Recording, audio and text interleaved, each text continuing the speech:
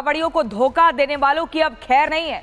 पश्चिमी उत्तर प्रदेश में कांवड़ यात्रा रूट पर हिंदू संगठनों ने फर्जी ढाबों के खिलाफ मुहिम छेड़ दी है। हिंदू संगठन अब फर्जी नाम से चलने वाले ढाबों को बेनकाब करेंगे। आखिर कैसे, ये रिपोर्ट देखिए।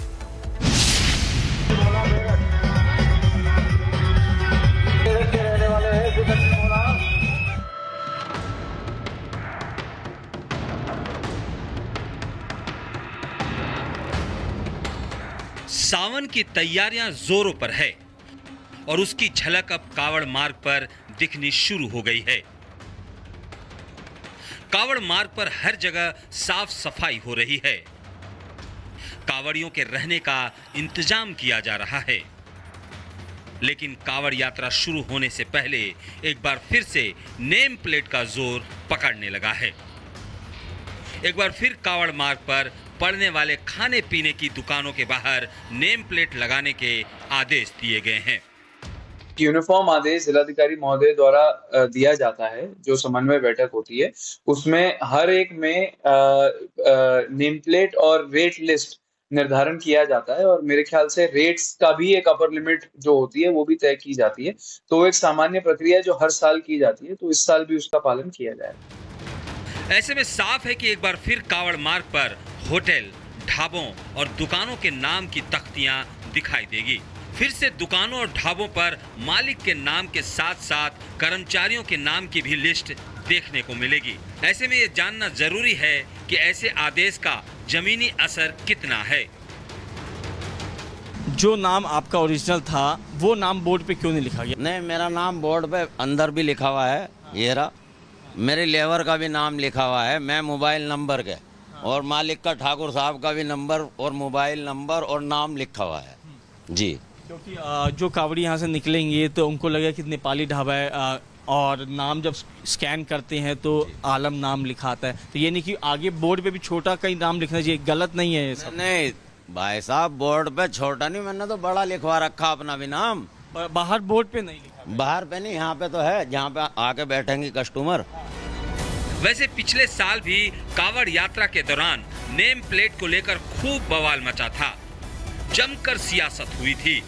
विपक्षी पार्टियों ने नेम प्लेट के नाम पर नफरत फैलाने का काम किया था।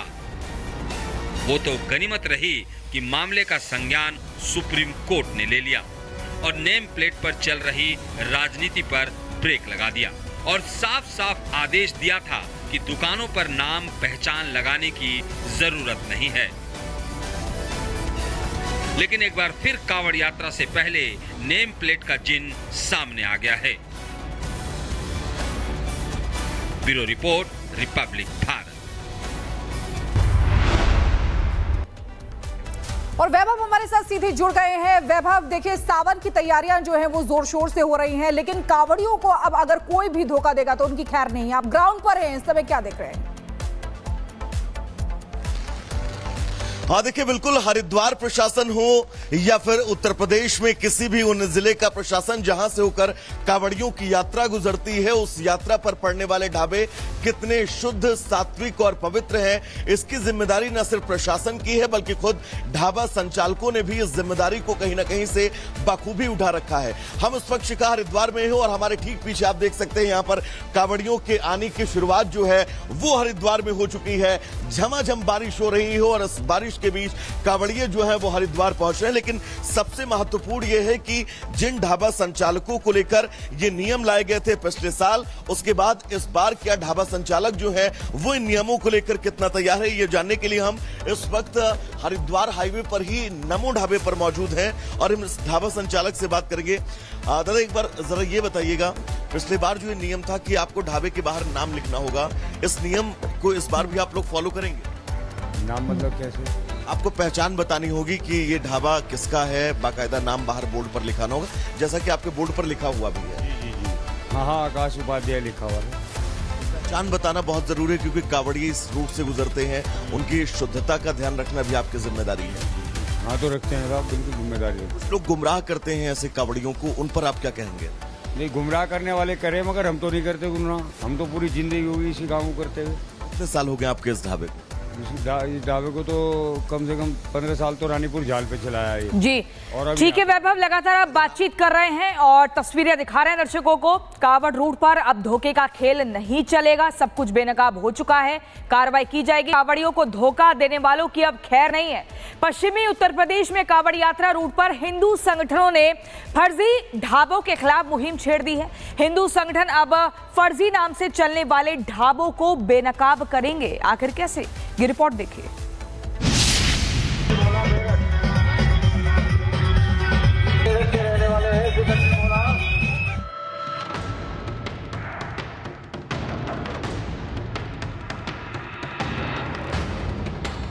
सावन की तैयारियां जोरों पर है और उसकी झलक अब कावड़ मार्ग पर दिखनी शुरू हो गई है। कावड़ मार्ग पर हर जगह साफ सफाई हो रही है। कावड़ियों के रहने का इंतजाम किया जा रहा है।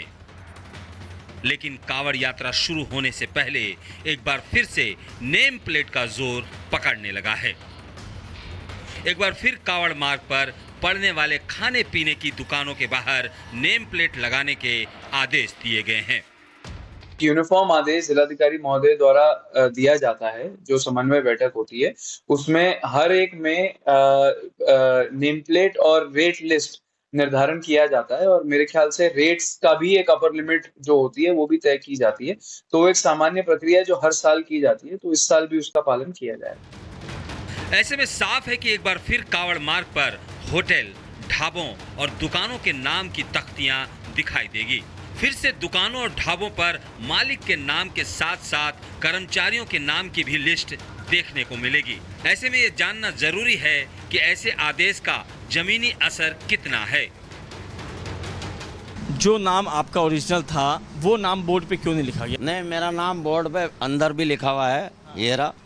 मेरे लेबर का भी नाम लिखा हुआ है, मैं मोबाइल नंबर के, और मालिक का ठाकुर साहब का भी नंबर और मोबाइल नंबर और नाम लिखा हुआ है जी। क्योंकि जो कावड़ी यहाँ से निकलेंगे तो उनको लगेगा कि नेपाली ढाबा है और नाम जब स्कैन करते हैं तो आलम नाम लिखा आता है, तो ये नहीं कि आगे बोर्ड पे भी छोटा कहीं नाम लिखना चाहिए, गलत नहीं है ये सब। नहीं भाई साहब, बोर्ड पे छोटा नहीं, मैंने तो बड़ा लिखवा रखा अपना भी नाम। बाहर बोर्ड पे नहीं लिखा? बाहर पे नहीं, यहाँ पे तो है, जहाँ पे आके बैठेंगे कस्टमर। वैसे पिछले साल भी कावड़ यात्रा के दौरान नेम प्लेट को लेकर खूब बवाल मचा था, जमकर सियासत हुई थी।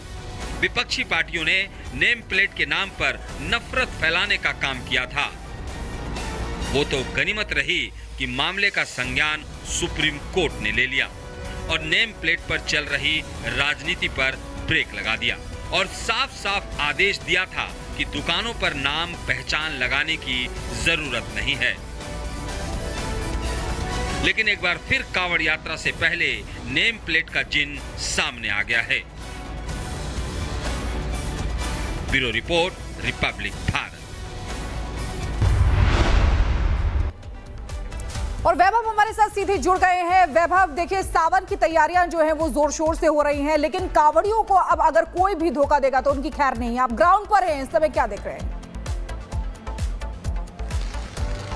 हाँ देखिए, बिल्कुल हरिद्वार प्रशासन हो या फिर उत्तर प्रदेश में किसी भी उन जिले का प्रशासन जहां से होकर कावड़ियों की यात्रा गुजरती है, उस यात्रा पर पड़ने वाले ढाबे कितने शुद्ध, सात्विक और पवित्र हैं, इसकी जिम्मेदारी न सिर्फ प्रशासन की है बल्कि खुद ढाबा संचालकों ने भी इस जिम्मेदारी को कहीं ना कहीं से बखूबी उठा रखा है। हम इस वक्त शिका हरिद्वार में हैं और हमारे ठीक पीछे आप देख सकते हैं यहाँ पर कावड़ियों के आने की शुरुआत जो है वो हरिद्वार में हो चुकी है।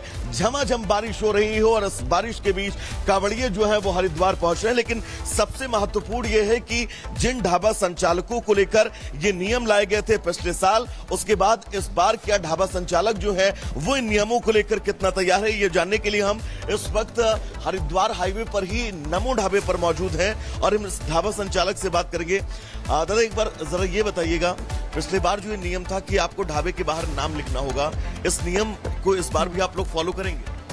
नाम मतलब कैसे? आपको पहचान बतानी होगी कि ये ढाबा किसका है, बाकायदा नाम बाहर बोर्ड पर लिखाना होगा, जैसा कि आपके बोर्ड पर लिखा हुआ भी है। जी। हाँ, आकाश उपाध्याय लिखा हुआ है।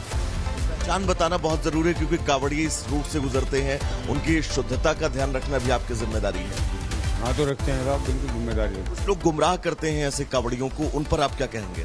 नहीं, गुमराह करने वाले करे, मगर हम तो नहीं करते गुमराह। हम तो पूरी जिंदगी होगी इसी काम को करते हुए। कितने साल हो गए आपके इस ढाबे को? इस ढाबे को तो कम से कम 15 साल तो रानीपुर जाल पे चलाया है ये। जी और अभी ठीक है वैभव, लगातार आप बातचीत कर रहे हैं और तस्वीरें दिखा रहे हैं दर्शकों को। कावड़ रूट पर अब धोखे का खेल नहीं चलेगा, सब कुछ बेनकाब हो चुका है, कार्रवाई की जाएगी।